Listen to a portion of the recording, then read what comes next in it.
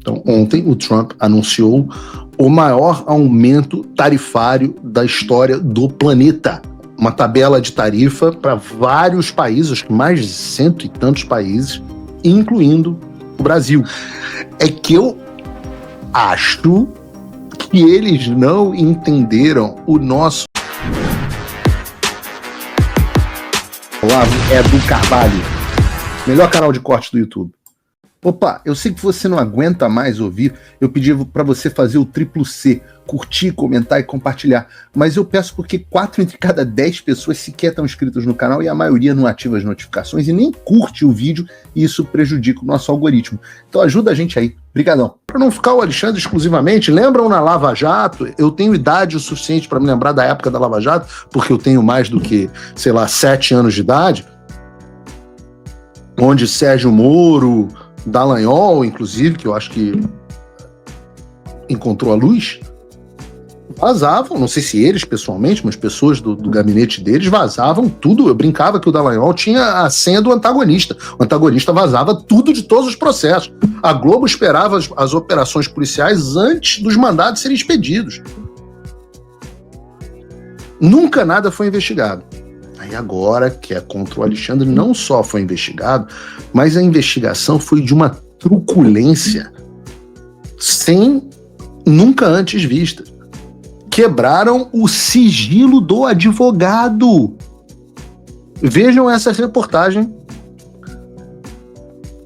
Polícia Federal investigou diálogos de ex-assessor de Moraes com seu advogado.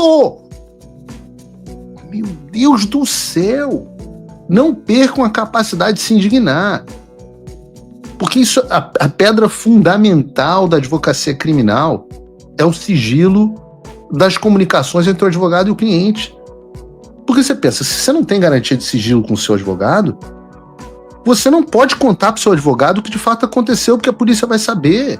E se você não pode contar para o advogado pode te defender. O advogado não pode te orientar, ele não pode dizer o que é crime e o que não é crime. É um estado policial soviético mesmo. Como é que o cliente vai falar com o advogado se o que ele fala pode ser grampeado? E como é que o advogado vai defender o cliente se ele desconhece os fatos porque o cliente não tem como falar com o advogado? Então esquece defesa, ampla defesa, não tem defesa nenhuma. Veja, em 2023 o STF se posicionou nesse sentido no caso das lojas americanas, quando o mesmo Alexandre excluiu as comunicações de advogados do conjunto de documentos que podiam ser acessados pelos credores da Americana.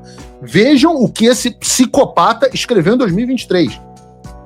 Abre aspas. Obviamente, a prerrogativa conferida aos advogados alcança apenas suas comunicações profissionais com seus clientes ou com outros advogados. Ou seja, estão protegidas pelo sigilo profissional todos esses dados, tais como os e-mails, originados ou destinados a advogados em troca de mensagens com grupos americanos, com seus diretores, membros do conselho de administração, auditoria, bababá, advogados internos e funcionários da área de contabilidade. Estão excluídos. Quem disse isso foi o mesmo Alexandre de Moraes, que nesse caso é a vítima e o juiz. Mas isso já se tornou comum. Se o advogado está se comunicando com o cliente no exercício da função profissional, a comunicação é protegida pelo sigilo. E isso é novidade até para o Alexandre. E eu digo que isso é um problema, que você não pode perder a capacidade de se indignar, porque o problema é que as decisões do Alexandre abrem precedente para todos os juízes do Brasil. Então significa agora que acabou o sigilo entre advogado e cliente, que significa dizer que acabou a profissão de advogado. Porque quebraram sem nenhuma evidência.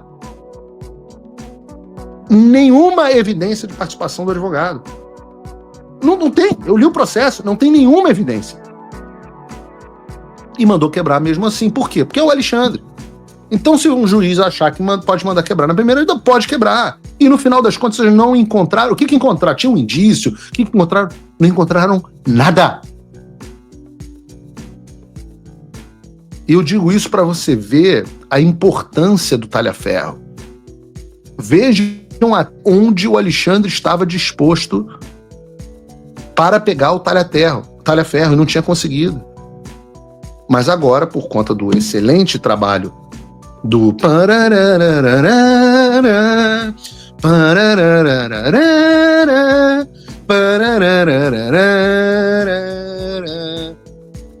os mais velhos aqui lembram dessa música tema. O Alexandre conseguiu exatamente o que queria. 1 ano para convencer o cara a delatar, para conseguir os dados, para os dados irem parar na mão do jornalista certo.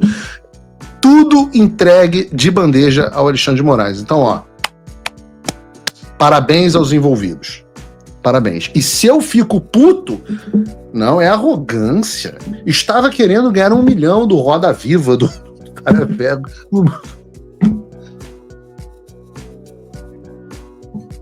Pois bem. Vamos falar de outros assuntos. Fala, amigos do canal. Tá gostando desse vídeo? Então não esqueça de deixar o like, comente quanto quiser e compartilhe com seus amigos e inimigos por um Brasil melhor e mais justo. Inscreva-se no canal e nos ajude a chegar a 1 milhão de inscritos. Não saia daí que o melhor desse vídeo ainda está por vir. Vamos falar de TechPix. Encerrando esse assunto, vamos passar para pautas mais produtivas e interessantes. E uma dessas pautas, como vocês devem ter visto, foram justamente as tarifas do Trump. Então, ontem o Trump anunciou o maior aumento tarifário da história do planeta. Uma tabela de tarifa para vários países, acho que mais de 100 e tantos países, incluindo o Brasil. E ele chamou isso de o Dia da Libertação, ou Dia da Liberação, Liberation Day, americano. E para o Brasil, como é que o Brasil, né? Então, aquela história, né? Em chuva de pica, você pega a menor e enfia logo para ocupar o espaço. O Brasil pegou uma piquinha de 10%, de tarifas. A ideia eram tarifas recíprocas. E eu suspeito. Né? Então, ainda aqui que é tarifa recíproca. O Trump botou uma tabelinha, botou assim: o país tarifa a gente em tanto, a gente vai tarifar reciprocamente em tanto. Então, botou a tabelinha. No Brasil, ele botou que o Brasil tarifa os Estados Unidos em 10, então ele vai tarifar o Brasil de volta em 10. Eu não quis falar para ninguém ontem lá, mas o Brasil não tarifa os Estados Unidos em 10. A média de impostos do Brasil para os Estados Unidos é de 80 e poucos %. É que eu acho que eles não entenderam o nosso sistema tributário esquizofrênico. E não vou ser eu que vou contar. Não vou mesmo, porque eu não quero que o Brasil seja tarifado, porque isso ferra muita gente no Brasil. Nunca pedi tarifa para o Brasil, até é uma das coisas que estão sendo discutidas nas ordens executivas lá, e eu sempre sou meio contra esse negócio de tarifa. Mas no Brasil você tem, né? Você tem o imposto de importação, você tem PIS, você tem, sei lá, COFINS, você tem não sei o quê, os impostos são em cascatas e por isso que você chega a 85%. Eu já tive empresa de importação e exportação. E é uma coisa absolutamente inacreditável quanto que o Brasil tarifa. Mas eu acho que o Trump... Eu estava ontem lá e, obviamente, perguntei sobre essa questão das tarifas, etc. E perguntei a respeito desse assunto. Né? E, aqui entre nós, a situação do Brasil... que o Brasil, do ponto de vista tarifário, não é muito importante para os Estados Unidos. Mas bota o vídeo aí do Trump, Brunão, falando sobre isso. O vídeo do Space Liberdade. Isso, 61%, 31%, Indonésia, Malásia, Camboja. Olha aqui o Camboja, 97%. Nós vamos cobrar 49%. Fizeram uma fortuna com os Estados Unidos. Reino Unido, 10%. E nós manteremos 10% também. Faremos a mesma coisa. África do Sul, 60%, 30%. Tem coisas meio ruins acontecendo lá e nós estamos pagando bilhões de dólares e estamos cortando financiamento para eles, porque coisas ruins estão acontecendo.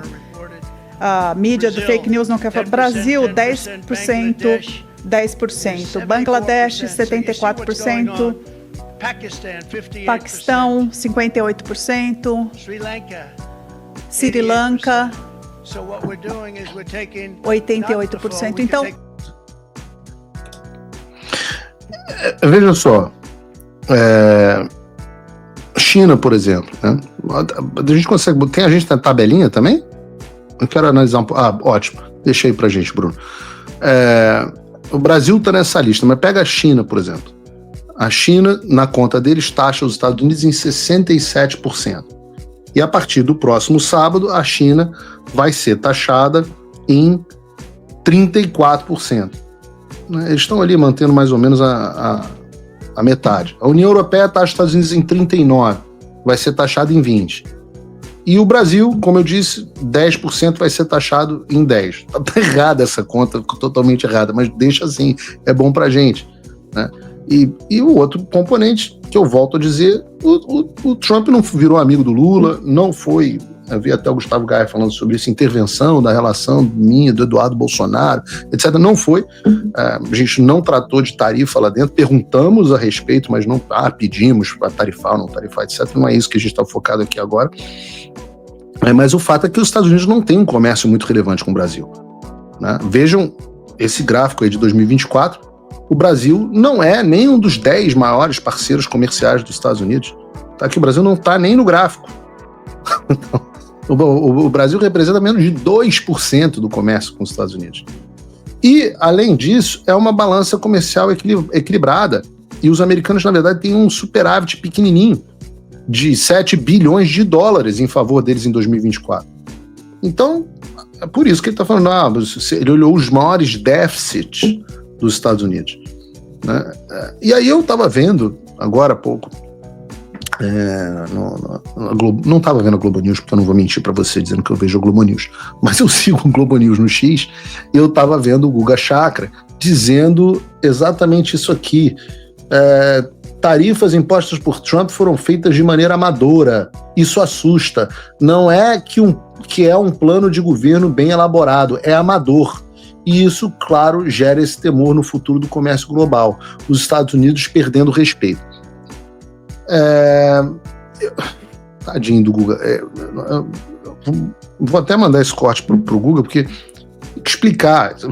Isso é o oposto de um plano amador. Isso é algo que o Scott Bessent discute. Procurem aí tudo que o Scott Bessent já escreveu a esse respeito há muito tempo. E eu fico meio abismado, porque eu considero o Guga um cara honesto. Pode nem sempre ter as melhores análises, vamos dizer assim, mas eu considero ele um cara honesto. Eu acho que ele não sabe qual é o plano. Se você, como eu, tá dormindo mais tranquilo agora que o Trump voltou à presidência, ótimo. Mas e o Brasil?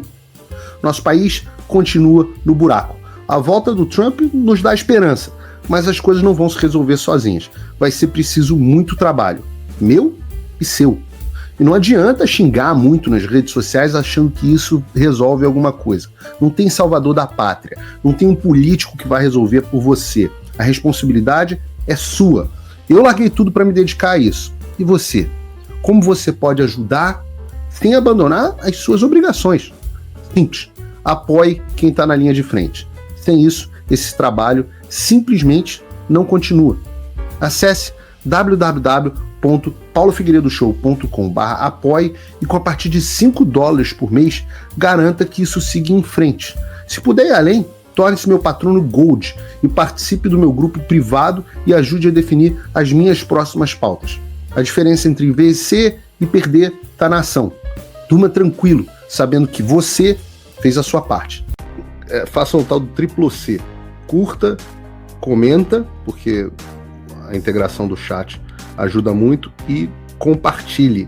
Você pode fazer essas 3 coisas que ajudam o algoritmo a aparecer. Mas eu não tô brincando não, pessoal. Dá uma paradinha agora de 1 segundo e clica no joinha, porque às vezes a pessoa já está acostumada a ouvir isso. Não. É importante que você faça isso, porque se você não fizer, inclusive atrapalha o vídeo. Parece que o vídeo é menos relevante.